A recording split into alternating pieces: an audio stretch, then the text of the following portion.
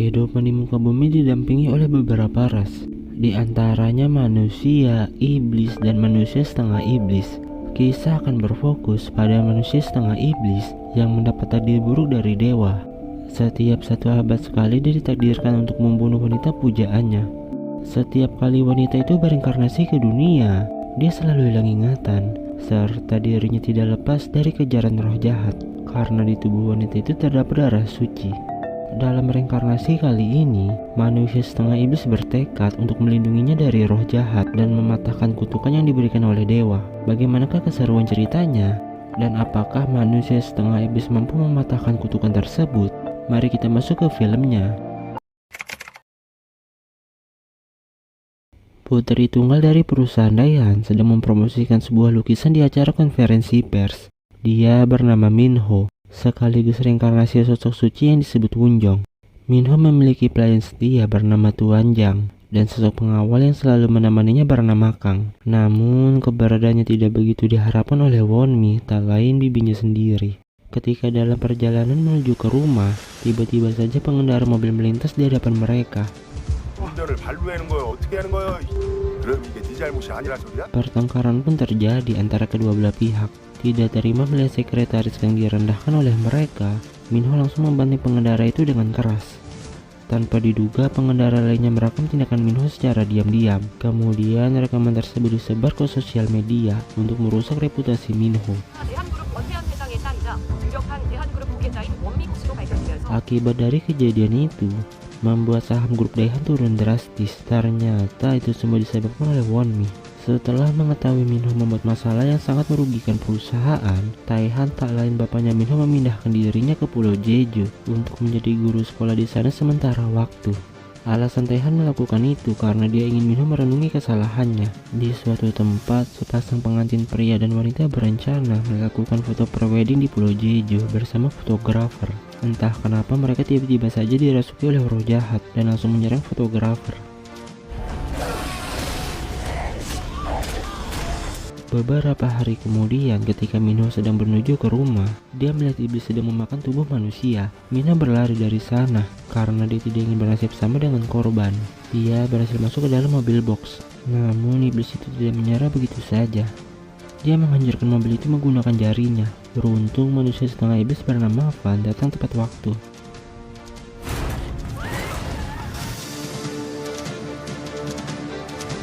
Terlihat kemampuan bertarung Van lebih unggul dibandingkan iblis itu, dan pada akhirnya Minho berhasil diselamatkan. Keesokan harinya Minho telah sampai di sekolah yang terletak di Pulau Jeju, dan di hari itu juga dia mengajar sebagai guru BK. Malamnya Minho menghubungi Tuan Jang terkait dalang dibalik insiden tabrakan. Setelah diselidiki, ternyata sekretaris Kang berkhianat. Usut punya usut tanpa Minho sadari. Sejak awal sekretaris Kang memang berada di pihak Wonmi. Selama ini kedekatannya dengan Minho hanyalah sandiwara belaka.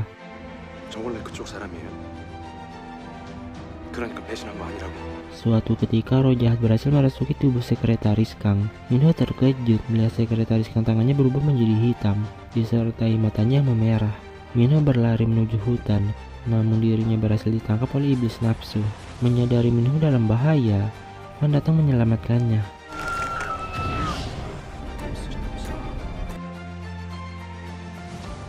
Van membunuh iblis nafsu tanpa rasa ampun dan sadis hingga tewas. Di masa lalu, tepatnya di Pulau Jeju kuno, kuil Taejangsa menelusuri rumah warga yang terkena serangan dari iblis nafsu. Di antara banyaknya mayat, ternyata ada satu anak kecil selamat dari serangan iblis nafsu. Kemudian dia dibawa ke kuil. Biksu Jongre yang berencana menjadikan anak itu sebagai pembantai iblis. Namun Baekjo menentang ritual tersebut, karena sebelumnya ritual tersebut sudah banyak memakan korban. Kendati demikian, Biksu Jongre masih tetap berpegang teguh pada keyakinannya. 이미 수도 없이 실패. 수단과 방법을 가릴 여유가 없다는 뜻입니다. Mereka membawa beberapa anak yang selamat ke suatu tempat bernama Tamra. Tamra adalah tempat suci untuk menyegel iblis nafsu. Betapa banyak korban untuk menangkap iblis nafsu itu. Namun mustahil melawan mereka dengan kekuatan manusia. 태초부터 이 땅에 존재하고 있는 정형이다. Biksu Jongre mengambil sebilah pisau dan menusuk iblis itu untuk mencuri darahnya. Dan darahnya akan dialirkan ke tubuh anak kecil. Jika tidak kuat menahan rasa perih, anak itu akan mati. Sebaliknya, jika berhasil maka anak itu akan berubah menjadi manusia setengah iblis. Di antara 4 anak yang menjadi tumbal ritual, ada 2 anak yang berhasil selamat. Dia bernama Van dan Gungtan. Mulai hari itu mereka dilatih menjadi kuat agar bisa membunuh iblis nafsu. Di suatu malam, Wunjong kecil ingin membebaskan Van dan Gungtan dari kuil Tejangsa. Efek dari darah suci membuat Van berubah dan dia langsung menggigit Wunjong. Mereka keluar dari penjara dan berlari sejauh mungkin dari sana. Namun di tengah perjalanan Wunjong terluka parah akibat luka gigitan sebelumnya. Terpaksa Van dan Gungtan kembali lagi ke kuil untuk mengobati luka Wunjong. Akibat dari kejadian itu mereka berdua dihukum cambuk.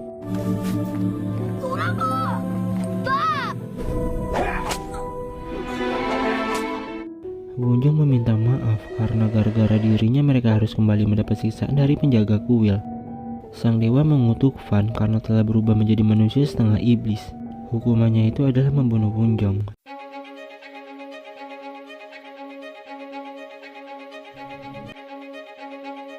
Manusia yang dijadikan wadah tubuh Wunjong memiliki tanda di dadanya. Kutukan itu akan hilang jika Minho dapat mengaktifkan perisai pelindung, yang dimana perisai itu memiliki energi untuk membunuh seluruh iblis nafsu di muka bumi.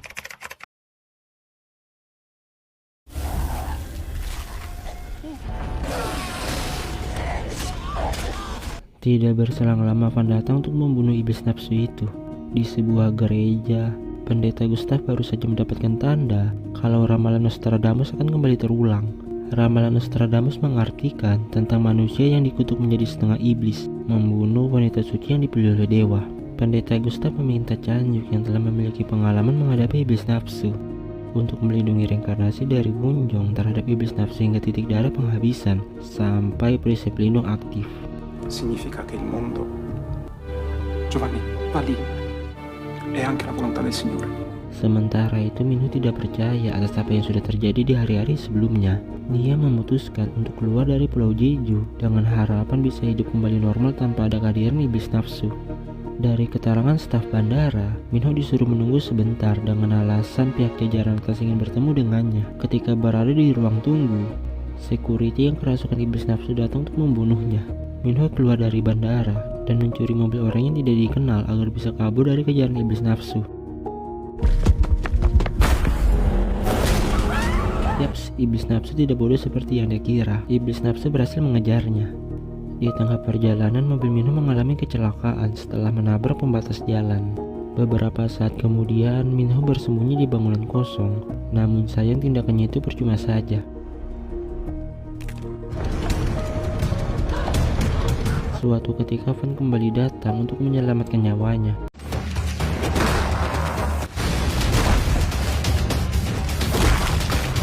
Ternyata iblis nafsu itu lebih kuat dibandingkan iblis nafsu sebelumnya.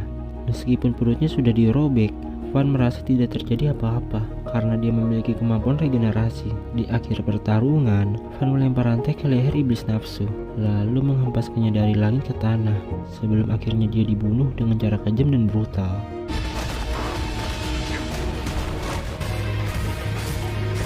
Setelah pertarungan usai, Van menjelaskan, makhluk itu disebut iblis nafsu, iblis yang sudah menghantui Pulau Jeju sejak dahulu kala. Mereka membunuh manusia melalui energi roh jahat, dan iblis nafsu bisa muncul dari mana saja. Minho bertanya mengapa iblis nafsu mengincar dirinya. Van kembali menjelaskan karena takdirmu yang memancing mereka keluar. 그 정연기라는 게 왜 나를 쫓아다니는 거야? 그게 어쨌든 정연기는 끝까지 널 쫓아갈 거야. 네 운명 탓해. Melihat Van dengan mudah membunuh iblis nafsu, Minho merekrut Van menjadi pengawalnya agar dirinya tidak lagi takut terhadap keberadaan iblis nafsu. Baekjo, si pelayan kuil, mendapat takdir menjadi abadi. Selama ini Van tinggal di Pulau Jeju bersama Baekjo dan cucunya bernama Yumji. Setiap kali Van mengambil batu dari sisa iblis nafsu, dia selalu menaruhnya di makam Wunjong yang bertempat di pegunungan.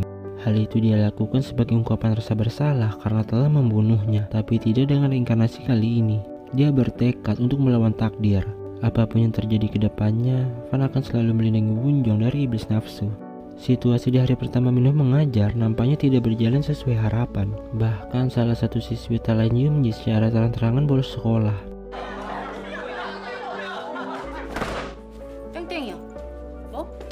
Setelah bolos, Hyunji mengunjungi sahabatnya yang bernama Suryeon. Suryeon memiliki pacar yang tampangnya culun, namun di balik muka culunnya dia mempunyai sifat kasar dan pemarah. Di malam itu setelah meminum anggur merah, Hyunjin secara diam-diam memfoto tubuh mungil Suryeon. Hyunji menyarankan Suryeon untuk melapor kasus itu ke polisi, namun Suryeon tidak mau karena Hyunjin akan membunuhnya jika dia melapor ke kantor polisi.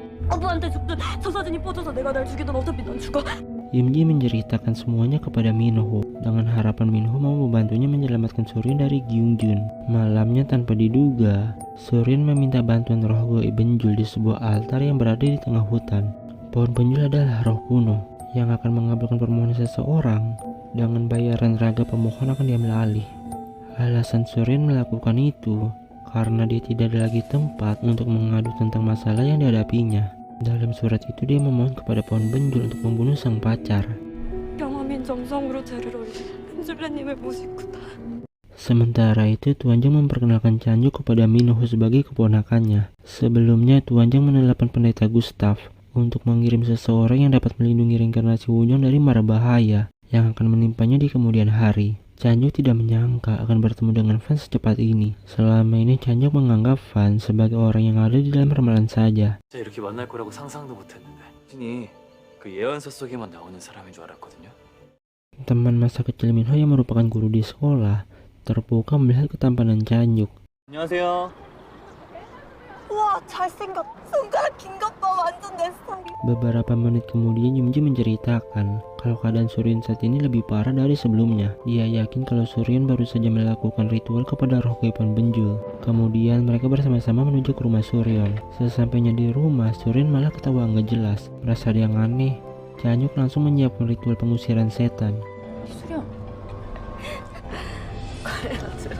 Bukannya membaik, keadaan malah semakin memburuk. Mereka dibawa ke dimensi lain yang dibuat oleh arwah Benjul. Chanjuk sempat melakukan perlawanan terhadap pohon Benjul, namun kekuatannya masih cupu. Suatu ketika Van datang entah dari mana. Setelah berhasil diselamatkan, Chanjuk bersama Van melakukan serang kombinasi melawan arwah Benjul. Namun nampaknya kekuatan mereka masih belum sebanding. Suryeon merasa kesal gara-gara Minho rencananya untuk membunuh Gyungjin terhambat. Dia berencana membunuh Minho di hari itu. Sementara itu iblis nafsu yang berada di tubuh Van tiba-tiba saja keluar.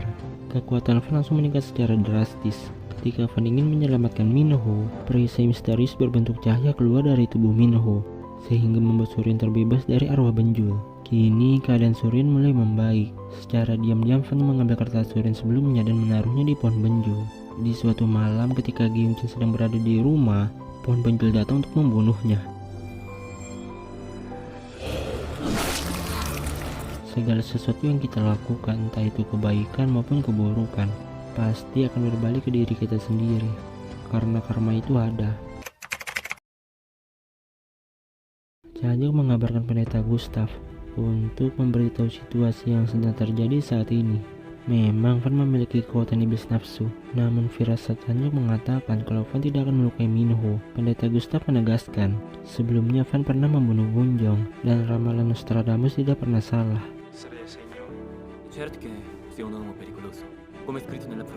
Misi Chanjuk adalah membangkitkan perisai pelindung yang berada di tubuh Wunjong. Sampai saat itu terjadi, dia harus melindungi Minho dari mara bahaya. Di malam hari, Chanjuk berencana mengatus kemampuan Van dengan cara bertarung.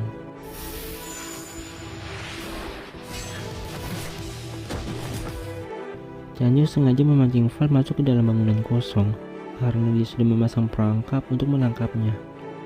Setelah itu dia melakukan ritual pengusiran setan. Namun tanpa diduga, Van kembali berubah menjadi iblis nafsu dan langsung mencekik Chanjuk. Melihat Minho dari kejauhan, Van langsung berlari ke arahnya dan menancapkan sebilah pisau.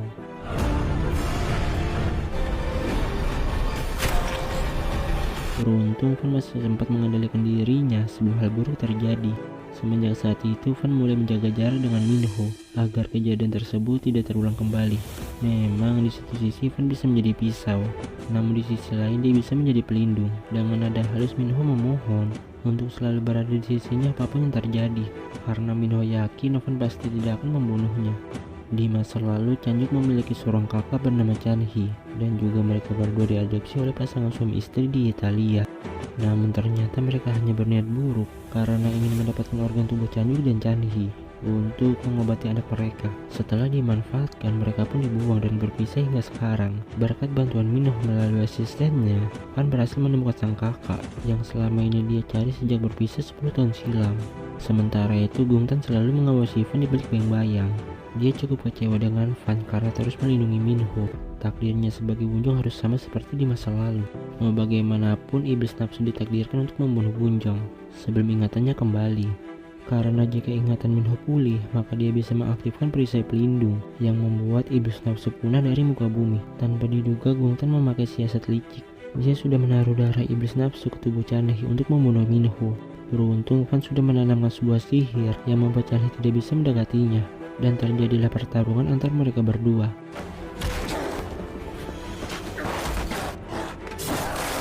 Namun akibat ulah Chanyut yang menghentikannya, Chanhe pun berhasil kabur dari sana. Tapi Van tidak menyerah. Setelah berhasil menyingkirkan Chanyut, dia langsung kembali mengejar Chanhe.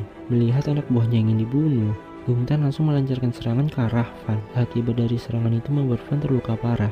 Gungtan menjelaskan, jika Van tidak mampu membunuh Wunjong, maka dirinya tidak akan tinggal diam. 내 손에 죽든지 아니면 내 손을 잡든지. Melihat keadaan Van mulai melemah seiring berjalannya waktu, Minho memutuskan untuk menemui Baekjo. 저 기억하시죠? 염주 선생님. Baekjo mengungkapkan semuanya kalau Minho adalah reinkarnasi dari Wunjong. Ia menjelaskan bahwa Wunjong adalah seseorang yang memiliki kekuatan untuk membuat perisai yang dapat memusnahkan para iblis nafsu. Selain itu, Wunjong juga dikenal bisa menyembuhkan seseorang yang telah dirasuki oleh iblis. Namun sayang nenek Baekjo tidak tahu cara mengaktifkan kekuatan itu, karena hanya ialah yang mampu mengetahuinya. Malamnya Minho bersama Chanyut berencana mengeluarkan iblis nafsu di tubuh Chanhe melalui kemampuan yang tersimpan di tubuh Minho. Namun tanpa disangka iblis di tubuh Chanhe mulai merespon. Dia pun menjadi agresif dan langsung menyerang Minho. Beruntung ada Chanyut yang menahan serangan tersebut menggunakan tubuhnya. Tidak berselang lama, Van pun datang untuk membunuhnya. Namun nampaknya kekuatan iblis nafsu lebih besar sehingga membuat Van kewalahan menghadapinya. Ketika nyawa Minho berada di ujung tanduk, Chanyut menusuk sang kakak dari arah belakang menggunakan pedangnya. Mungkin itulah jalan terbaik mereka saat ini. Dan Chanyut berharap semoga sang kakak bisa istirahat dengan tenang. Series ini diakhiri, Gungtan mempunyai puluhan pengikut di suatu tempat. Dan yang lebih mengejutkannya, Imji memanggil Gungtan dengan sebutan paman. Semoga alur series selain 2022 dapat kalian pahami ya.